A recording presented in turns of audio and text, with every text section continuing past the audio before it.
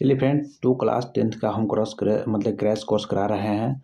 तो इस ऑब्जेक्टिव को देखने के बाद में आप लोगों को 100% यही इससे से क्वेश्चन आएगा, ठीक है ना। ये क्वेश्चन नंबर 1 से स्टार्ट करते हैं। निम्नलिखित में से कौन सा अम्ल नींबू में पाया जाता है? तो ध्यान रखिएगा, नींबू में कौन अम्ल पाया जाता है? तो ऑप्शन नंबर बी हो जाएगा साइट्रिक एसिड। देखिए फ्रेंड्स, जिसमें भी खट्टा चीज आ जाएगा तो साइट्रिक एसिड हो जाएगा, ठीक है। देखिए नींबू हो जाएगा और उसके बाद में आंवला हो जाएगा, सब में साइट्रिक एसिड पाया जाता है। देखिए क्वेश्चन नंबर 2 देखते हैं। बेकिंग सोडा का रासायनिक नाम पूछ रहा है यहाँ पे, ठीक है। तो ऑप्शन नंबर सी हो जाएगा सोडियम बाइकार्बोनेट हो जाता है। इसका फॉर्मूला क्या होता है फ्रेंड्स? NaHCO3 हो जाता है, ध्यान रखिएगा।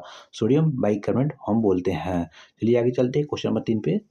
जंग लगना किसका उदाहरण है? देखिए फ्रेंड, जंग लगने का उदाहरण जो होता है ऑप्शन नंबर बी हो जाएगा ऑक्सीकरण हो जाता है, ठीक है। लोहे का ऑक्सीकरण होकर जंग बन जाता है, ध्यान रखिएगा। देखिए फ्रेंड, आगे चलते हैं क्वेश्चन नंबर 4 पे। पीएच 7 दर्शाता है, ध्यान देखिए फ्रेंड, जो पीएच 7 दर्शाता है उदासीन, ठीक है ना। ये क्या हो जाता है? उदासीन। देखिए फ्रेंड्स, यहाँ पे 1 से स्टार्ट करते हैं, 2 3 यहाँ पे 7 हो जाएगा, यहाँ पे 14 हो जाएगा। 1 से लेकर के 14 तक ले होता है पीएच का मान, ठीक है ना। ये 7 क्या हो जाएगा? उदासीन हो जाता है। और 7 से घटेंगे तो इसका अम्लीय हो जाएगा, 7 से बढ़ेंगे तो क्या हो जाएगा? क्षारीय हो जाता है, ध्यान रखिएगा। तो फ्रेंड आगे चलते हैं क्वेश्चन नंबर 5 पे। निम्नलिखित में से सबसे प्रबल अम्ल कौन सा है? सबसे प्रबल बोलेगा तो ध्यान रखिएगा, ऑप्शन नंबर बी हो जाएगा H2SO4 हो जाएगा, हाइड्रोजन सल्फेट, ठीक है। सल्फ्यूरिक एसिड हम बोलते हैं। देखिए फ्रेंड, क्वेश्चन नंबर 6 पे। धातु जो पानी के साथ तीव्रता अभिक्रिया करता है, ऐसा धातु जो पानी के साथ ही रिएक्ट करता है, तो ध्यान रखिएगा वो क्या हो जाएगा? सोडियम, ऑप्शन नंबर सी हो जाएगा, ठीक है दोस्त। सोडियम को अभिक्रिया से बचाने के लिए ध्यान रखिएगा उसको मतलब कि मिट्टी का तेल या किरासन तेल में रखा जाता है। क्वेश्चन नंबर 7 देखिए। निम्नलिखित में से कौन सा अधातु है?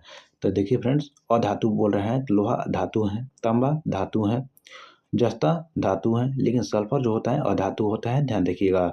सल्फर का एटॉमिक नंबर ध्यान रखिएगा 16 होता है, ठीक है। तो 2 8 8 8 10 8 16 8 16 नहीं, 8 नहीं होगा, 6 हो जाएगा। तो 4 से ज़्यादा हो जाएगा, 6 7 8 वाला जो क्या होता है अधातु होता है, ध्यान रखिएगा। चलिए फ्रेंड्स आगे चलते हैं क्वेश्चन नंबर 8 पे। CO2 का जलीय विलयन होता है, ध्यान रखिएगा। CO2 का जो जलीय विलयन होता है ऑप्शन नंबर सी हो जाएगा, अम्लीय हो जाता है, ठीक है फ्रेंड्स। चलिए आगे चलते हैं। देखिए यहाँ पे CO2 प्लस में H2O यानी कार्बन डाइऑक्साइड और को पानी के साथ रिएक्शन कराते हैं तो H2 CO3 निकल कर आता है, ठीक है ना, कार्बोनिक एसिड निकल कर आता है, ठीक है फ्रेंड्स। नॉर्मल क्वेश्चन देखिए। इलेक्ट्रॉन खोने की प्रक्रिया कहलाती है। देखिए फ्रेंड्स, यहाँ पे इलेक्ट्रॉन आप लोग खो देते हैं तो इस प्रक्रिया को क्या कहते हैं? तो ऑप्शन नंबर बी हो जाएगा ऑक्सीकरण हो जाता है, ठीक है ना, ध्यान रखिएगा। देखिए साबुन का रासायनिक जो स्वभाव होता है तो क्या होता है? तो ऑप्शन नंबर सी हो जाता है, क्षारीय होता है। जो साबुन होता है वो क्षारीय होता है, ध्यान रखिएगा। चलिए क्वेश्चन नंबर 11 देखते हैं। धातुओं की अभिक्रियाशीलता श्रेणी सबसे ऊपर क्या रहता है?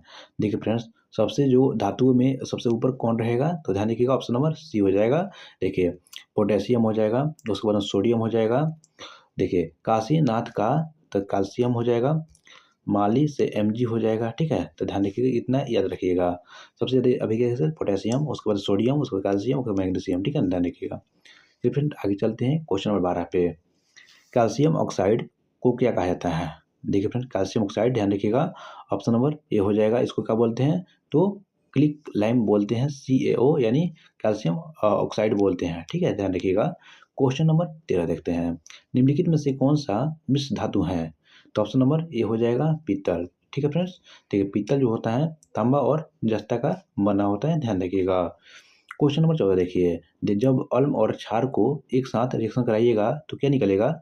ध्यान रखिए फ्रेंड, लवण निकलेगा और जल निकलेगा। जैसे एग्जाम्पल के लिए ध्यान रखिएगा, जैसे कि मान लीजिए कि NaCl, ठीक है, आप प्लस में HCl, ठीक है फ्रेंड, नहीं मतलब कि Na प्लस में Cl हो जाएगा, ठीक है ना। तो NaCl निकल कर आता है, ठीक है फ्रेंड। आगे चलिए क्वेश्चन नंबर 15 पे। ब्लीचिंग पर कोई भी डाउट आए तो कमेंट में कीजिएगा, ठीक है फ्रेंड्स। तो ब्लीचिंग पाउडर का सूत्र क्या होता है? ध्यान रखिए, तो CaOCl2 होता है, कैल्शियम ऑक्सीक्लोराइड होता है, ध्यान रखिएगा, ठीक है। चलिए फ्रेंड आगे चलते हैं क्वेश्चन नंबर 16 पे। निम्नलिखित में से कौन सा क्षार है?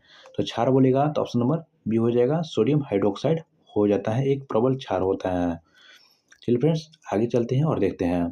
क्वेश्चन नंबर 17, जिप्सम का रासायनिक सूत्र यहाँ पे पूछ रहा है, ठीक है ना।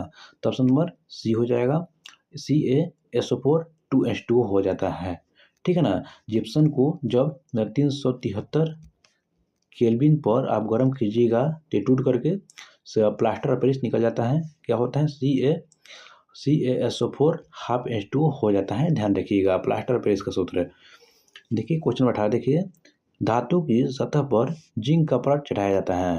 देखिए कोई भी धातु होता है उस पर जिंक चढ़ा दीजिएगा तो जंग कम लगता है, ठीक है ना। ऑप्शन नंबर बी हो जाएगा, इसको क्या बोलते हैं, ग्लोबलाइजेशन बोलते हैं, ठीक है फ्रेंड्स।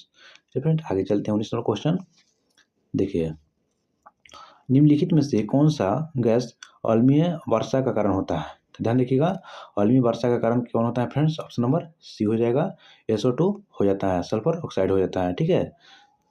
चलिए फ्रेंड आज का लास्ट क्वेश्चन देखिए, जल का रासायनिक सूत्र क्या होता है। ध्यान रखिए फ्रेंड, H2 हो जाता है, इसको पानी बोलते हैं। यदि रासायनिक भार पूछेगा तो क्या होता है, 20 हो जाता है, ठीक है, ध्यान रखिएगा। चलिए फ्रेंड वीडियो अच्छा लगे तो लाइक कीजिएगा, कमेंट कीजिएगा और चैनल पर नए हैं तो सब्सक्राइब कर लीजिएगा। मिलते हैं नेक्स्ट वीडियो में, तब तक के लिए धन्यवाद।